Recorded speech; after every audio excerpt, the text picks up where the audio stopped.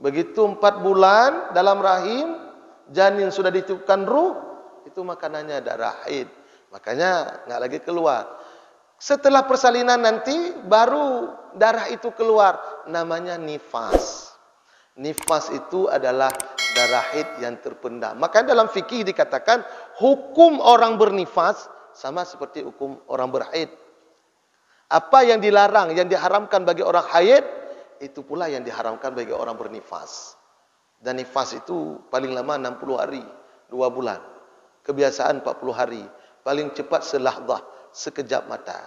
Makanya ada orang setelah melahirkan, nggak ada lagi darah, langsung mandi. Artinya haid, nifasnya itu sekejap mata. Baik, syaratnya suci daripada 2 hadas, itu syarat sah salat. Daripada hadas kecil, yaitu tidak berwudu. Hadas besar, yaitu yang kita sebutkan tadi. Itu yang ketiga. Itu yang ketiga. Syarat yang keempat, asyaratul rabi', syarat yang keempat, taharatul anin najasati fi thawbi wal badani wal makani. Suci daripada najis, baik pada pakaian, pada badan dan pada tempat. Suci tempat salat kita, suci pakaian kita, suci badan kita dari najis. Itu syarat yang keempat. Kalau enggak sah salat. Asyaratul khamis, syarat yang kelima, sitrul aurati, tertutup aurat. Saya ingin bahas ini, tapi kita baca sampai yang ke-7 dulu. Tertutup aurat. Dalam salat itu wajib tertutup aurat. Bagaimana nanti dikatakan aurat? Nanti kita baca. Kita lanjut dulu. Asyaratus sadis, syarat yang keenam, syarat sah salat. Al-ilmu bi fardhiha. Inilah orang agak jarang memahami ini. Syarat keenam. Mengetahui terhadap fardunya salat. Orang salat kalau enggak tahu salat itu fardu, enggak sah salatnya. Kenapa anda salat? Karena udah azan. Saya salat karena udah azan. Enggak sah salatnya itu. Kalau dia enggak tahu bahwa salat 5 waktu ini fardu, dia salat ikut-ikutan. Kenapa salat? Udah azan, maka salat enggak sah salat Bapak-bapak. Karena syarat sah salat itu wajib tahu bahwa salat itu fardu. Wajib tahu itu. Mesti tertakyin, terbesit di hati kita. Allahu akbar, Allahu akbar, Allahu akbar, Allahu akbar. Alhamdulillah, dah masuk lagi waktu salat. Ini salat ini fardu. Dalam surah An-Nisa sering di masjid-masjid ditulis, inna salata kanat 'alal mu'minina kitabam mauquta. Biasa di masjid ada tulis tu. Sesungguhnya salat itu adalah kewajiban yang berwaktu bagi orang-orang yang beriman. Wajib. Begitu. Itu yang keenam. Mesti tahu. Asyartus sabi', adapun syarat yang ketujuh, alla ya'taqida fardhan min furudhiha sunnatun. Bahwa tidak mengiktikadkan, tidak meyakini bahwa salat fardu itu menjadi sunat. Ini hati-hati, ini hukum sensitif sekali. Kan banyak orang enggak tahu, ya. Kadang-kadang dia anggap, zuhur ini saya anggap ajalah salat sunat, enggak salat fardu, enggak sah salatnya. Tidak boleh mengiktikadkan salat fardu itu salat sunat, tidak boleh. Mesti kita yakini bahwa salat fardu itu fardu dalam fikih, dalam hukum fardu bagi kita. Kita kembali kepada poin yang kelima tadi, yaitu syarat yang kelima, sitrul aurati. Ini Bapak-bapak, saya kenapa tertarik untuk memperdalam tentang membuka aurat. Alhamdulillah, mungkin ini qadarullah, ini min fadlillah, kelebihan Allah, baik pada guru kita Ustaz Masrul, Haji Masrul Aidi, kepada guru kita Dr. Mufakir, ya, kepada kami, kepada saya sendiri. Kadang-kadang diberikan oleh Allah kesempatan untuk bisa sering berjamaah ke mana-mana, ya, sering mengikuti jamaah bersama-sama. Itu sedih kadang-kadang kita ibu-ibu. Mungkin bapak-bapak di sini enggak ada, di tempat saya banyak sekali itu. Ya, kalau kita salat, kadang kita terlambat datang. Kan kadang-kadang kan bisa jadi entah macet, entah apa, salat zuhur atau asar gitu. Kita salat di belakang. Itu kadang-kadang enggak khusyuk kita salat. Begitu kita Allahu Akbar, kita rukuk, di depan kita itu berderet sampai 3 orang. Anak-anak muda, bahkan orang tua ini, orang tua. Karena kalau kita lihat performennya itu, penampilannya itu orang tua. Itu ketika dia salat, ketika ruku, begitu dia ruku, terbuka langsung bajunya ini ke atas karena baju kaus tertarik ke atas. Bukan baju saja tertarik ke atas, yang di bawah pun tertarik. Maka nampaklah yang tidak boleh nampak.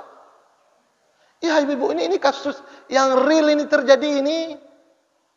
Entah karena ikut tren celana pena. Celana apa tu? Pensil, bukan pena ya. Celana pensil. Celana yang kecil ke bawah itu. Kemudian pakai pula, maaf ini, tali pinggang besar. Itu CD-nya pun, ya, CD-nya, dalamannya warna-warni pula. Allahu Akbar. Merah, kuning, hijau di langit yang biru. Ngeri kita lihat itu. Itu terjadi. Real itu terjadi sekarang. Nah ini bagaimana ini? Terbuka auratkah dia? Sah salatkah dia? Karena syarat salat itu mesti tertutup aurat. Kita baca sikit cara terperinci tentang aurat ini. Ya. Al-auratu laugatan, adapun definisi aurat yang wajib kita tutup dalam salat ataupun di luar salat. Adapun definisi aurat secara logah itu bahasa kampusnya secara etimologi. Ya, secara logah, secara bahasa. An-naqsu, arti aurat itu kurang. Itu arti aurat. Berarti orang yang nampak aurat kurang. Apanya kurang? Kainnya kurang. Betul. Makanya nampak aurat karena kurang kain. Orang kaya dia orang kaya yang miskin berarti. Kurang kain. Yang kedua, arti kurang, kalau orang nampak aurat, apanya kurang? Malunya kurang. Malunya kurang. Kurang malu. Yang ketiga paling bahaya ini. Kalau orang nampak aurat kurang, apanya kurang? Imannya kurang. Nauzubillah. Summa nauzubillah. Bahaya sekali. Itu secara bahasa. Wa syar'an, adapun definisi aurat secara terminologi atau secara syarak, ya. Ma yajibu sitruha wa yahrumun nadhru ilaiha. Ini aurat. Aurat secara istilah syarak yaitu barang yang wajib menutupnya dan haram melihat kepadanya. Ini aurat. Sesuatu yang wajib kita tutup dan haram melihat kepadanya sesuatu tadi. Itu aurat. Nah, itu aurat. Apa aurat? Nah, aurat itu adalah tubuh yang wajib kita tutup. Bahagian tubuh yang wajib kita tutup dan haram melihat ke tubuh itu. Itu yang aurat. Itu yang aurat. Sudah. Gimana cara tutupnya Abi? Gimana cara tutupnya Ustaz? Kamu gitu kira-kira? Syartu satiru, adapun syarat menutup aurat. Nah, ini bagi ibu-ibu nanti yang ada butik, yang ada konveksi, yang menjahit, buatlah baju yang sesuai dengan syar'i. Begitu ibu buat, insya-Allah pahala luar biasa. Dipakai oleh orang tertutup auratnya, mengalir pahala buat ibu-ibu. Niat wakaf ketika buat wakaf ilmu gitu ya. Adapun syarat satir yang menutup aurat itu, yang pertama ayyashmula mastural lubsan, bahwa adalah yang menutup itu pakaian yang mencakup seluruh auratnya. Ya. Fala yakfi kaunuhu fi hufratin aw khimatin. Maka tidak memada menutup aurat itu dengan pakaian yang tidak tertutup. Khimah itu pakaian tertutup sebagian. Itu tidak sah. Yang kedua, syarat menutup aurat itu ayyamna'al launa basyarati. Syarat sah menutup aurat yang kedua, bahwa dengan kita tutup dengan pakaian tadi, tercegah terlihat warna kulit. Itu syarat sah menutup aurat. Tertutup warna kulit. Maaf, warna kulit ini artinya kalau ada orang pakai baju, tertutup semua, baju kebaya. Tapi transparan, terlihat warna kulit. Yang hitam, yang putih, yang kuning langsat, nampak warna kulit. Belum dikira tertutup aurat. Tapi semua bajunya Malah 2 juta dibeli ni Ustaz, gimana? Enggak tertutup aurat. Karena tidak cukup syarat menutup aurat. Kemudian yang ketiga, tidak nampak, bahasa kita ini lekuk tubuh. Nah, itu cara menutup aurat. Tidak nampak lekuk tubuh. Ada orang sangat bagus, mahal kainnya, tapi dipakai ngepas. Ngepasnya bahasanya pah tubuh. Ya. Jadi sehingga posisi baju itu baik laki-laki maupun perempuan mengikuti lekuk tubuh. Itu tidak tertutup aurat dalam hukum. Tidak tertutup aurat. Dia mesti tadi mencakup seluruh tubuh kita, tertegah nampak warna kulit, tertegah terlihat bentuk lekuk tubuh. Itulah syarat menutup aurat. Pertanyaannya, kalau laki-laki itu mana yang harus ditutup? Kalau laki-laki mana yang harus ditutup? Ya. Auratul rajuli arba'atun. Aurat laki-laki itu 4 kondisi, 4 model bahasa sekarang. Ya. Fi khulwati su'ataning. Kalau laki-laki itu di dalam sunyi, khulwah ini khalwat. Di dalam sepi, maaf, di rumah, di kamar sendiri, kemudian di kamar mandi sendiri, maka aurat laki-laki itu su'atani, 2 yang jelek. 2 yang su'. Pernah dengar su'? Tak pernah Bapak Ibu? Doa kita setelah salat, tak pernah baca doa su'. Allah makhtim lana bihusnil khatimah wala takhtim alaina bisu'il khatimah. Kata ibu, Allah makhtim lana bihusnil khatimah, ya Allah matikanlah kami dalam keadaan baik. Wala takhtim alaina bisu'il khatimah, jangan kau matikan kami dalam keadaan buruk. Buruk ini kita ambil kalimat buruk. Jadi aurat laki-laki kalau dalam keadaan sunyi di kamar mandi sendiri, kamar mandi dalam kamar pribadi, ya, maka su'ataini, 2 yang buruk. Apa itu 2 yang buruk? Maaf, al-qubul wad dubur. Maka auratnya itu ada qubul dan dubur. Ini pahaman fikih ya, pahaman fikih. Artinya kalau orang mandi di kamar sendiri hanya pakai daleman saja, enggak pakai basahan seperti di luar, sah mandinya. Asalkan dia tidak melihat kepada su'atain, 2 yang buruk tadi, qubul dan dubur. Sah. Tapi Abi enggak nyaman rasanya. Seakan-akan dilihat juga oleh Allah macam itu. Lebih bagus pakai basahan. Pakai basahan. Begitu. Tapi secara fikih itu auratnya. Kalau di dalam tersembunyi. Kalau sendiri. Kenapa dikatakan 2 qubul dan dubur ini su'atain, 2 yang buruk? Wasummiyat bizalika li'annahu yasu'u li sahibiha kashfuhuma. Dinamakan 2 yang buruk, aurat tadi qubul dan dubur, karena menjadi jelek bagi yang punyanya kalau dia buka kedua itu. Tidak bagus itu artinya. Maka itu, ini bagi laki-laki kalau dia dalam keadaan sunyi. Amma fi shalah, adapun aurat laki-laki di dalam salat. Kalau dalam salat mana aurat laki-laki? Wa indan nisa'il mahrami, dan di sisi, di hadapan wanita-wanita yang haram dinikahinya. Aurat laki-laki dalam salat dan di hadapan wanita-wanita yang haram dinikahinya. Warrijali, di hadapan laki-laki yang lain, ma baina surrati wa rukbati. Itu batas auratnya di antara pusar dan lutut. Nah, ini batas aurat yang harus kita jaga. Kalau seorang laki-laki di hadapan di dalam salat, kemudian di hadapan wanita mahramnya, ibunya, adiknya, kemudian di hadapan laki-laki lain, aurat laki-laki itu di antara pusar dan lutut. Maknanya seandainya ada kasus orang enggak ada kain, yang ada kainnya cuma tertutup di atas pusar, di bawah lutut, dia salat, sah salatnya.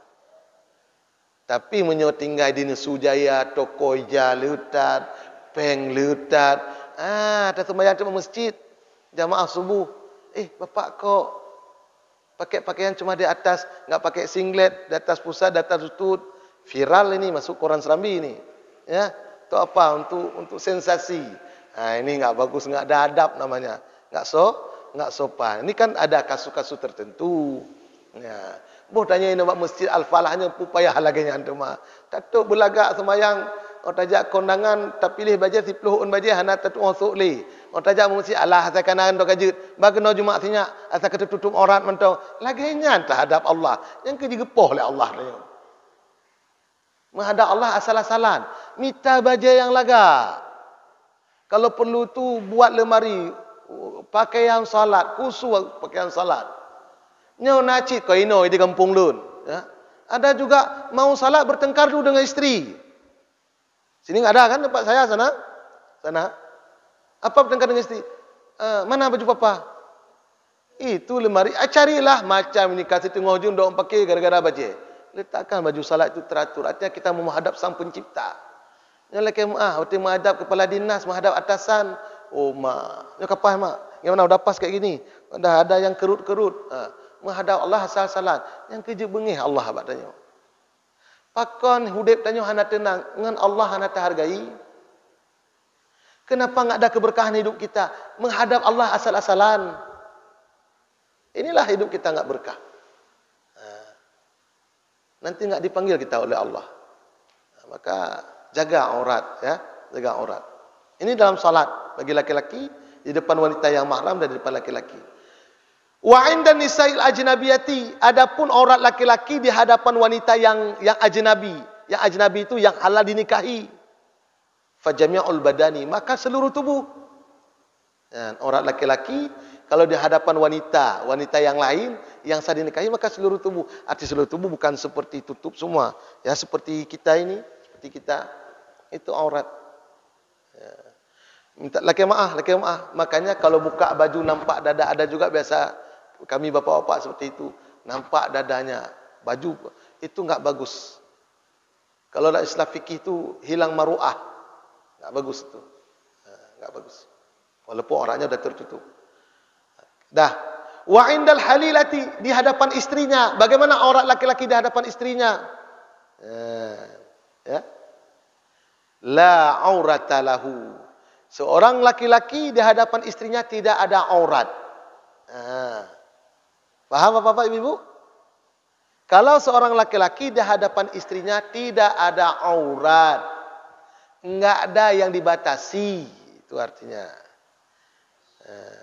Nyo nate mah bapak-bapak ko ino di kampung Loncit. Nyai depan ibu-ibu, depan inong dro, depan istri sendiri, malu papa kayak gini. Mana kainnya? Nyai depan inong gop, depan istri sendiri malu. Demikian juga ibu-ibu. Enggak ibu-ibu sini, ibu kampung saya. Ya. Kalau depan suami, bilang suami pegang lama, ini nanti payah jalan ni. Ini jalan ke Ulele ini agak payah sikit. Banyak pu mat, katua-tua pu mat lom. Cucok ke lebo. Padahal untuk keamanan bilang suami, male dia katua-tua. Pu mat. Itu kalau disuruh peluk terus. Itu memang suami kita enggak ada aurat, enggak terbatas dimensi waktu dan apa. Ya. Nya suami draw male, nya suami gap toto gede. Ini yang parah. Sini tidak ada, tempat lain sini tidak ada. Begitu. Ini bahaya sekali, enggak boleh. Karena aurat si suami itu, aurat laki-laki kalau kepada istrinya itu tidak ada aurat. Ini luas sekali, bisa kita cerna sendiri. Bapak-bapak, ibu-ibu, jemaah sekalian Allah Subhanahu wa taala. Baru kita lihat aurat wanita. Tadi aurat laki-laki ya. Orang laki-laki dalam sunyi, orang laki-laki dalam salat, orang laki-laki di depan perempuan yang mahram, orang laki-laki di depan laki-laki yang lain. Minta maaf nih, kalau ada mandi di kolam renang, saya pernah ditanyakan oleh jamaah, Abi kami kan di tempat kami waktu latihan itu kan satu kolam renang. Jadi itu semuanya maaf saya bilang pakai CD aja. Itu haram Bapak Ibu. Kan laki-laki semua Abi, makanya enggak baca fikih. Walaupun sama laki-laki, auratnya tetap antara pusat dan lutut. Tidak boleh pakai dalaman aja. Haram. Dilihat paha laki-laki oleh laki-laki yang lain. Haram hukumnya. Makanya kalau main badminton, main bulu tangkis, pakai celana Cristiano Ronaldo itu, ya, celana di atas lutut sampai di setengah paha, dilihat oleh laki-laki yang lain, haram hukumnya. Kalau orang tua yang pakai celana kayak gitu, ya, pakai celana kayak gitu, jalan depan rumah bersihin bunga depan rumah, siram bunga. Orang tua seperti ini fasik. tidak sah menikahi anak perempuannya. Hati-hati. Omah ustaz leun kalem pernikah anak leun, ronya leun kaim tak sok lupa nu. Hanasah ibu-ibu apa-apa. Hati-hati ni. Boleh lihat referensi yang lain kalau saya ragu dengan apa yang saya sampaikan. Kalau seorang bapa yang punya anak perempuan, kan dia lebih jadi wali akrab. Wali itu kan banyak, ada 14 wali itu.